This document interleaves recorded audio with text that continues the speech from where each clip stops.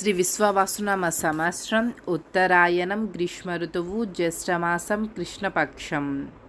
సూర్యోదయం తెల్లవారుజాము 5:47 సూర్యాస్తమయం సాయంత్రం 6:49 తిథి చతుర్దశి రాత్రి 7:01 వరకు. తరువాత అమావాస్య. నక్షత్రం రోహిణి మధ్యాహ్నం 12:54 వరకు. తరువాత మృగశిర నక్షత్రం. వర్జం సాయంత్రం 5:59 నుండి రాత్రి 7:26 వరకు. దుర్ముహూర్తం రాత్రి 11:12 నుండి రాత్రి 11:56 వరకు. రాహుకాలం మధ్యాహ్నం 3:34 నుండి సాయంత్రం 5:12 వరకు. యమగండం ఉదయం 9:03 నుండి ఉదయం 10:40 వరకు.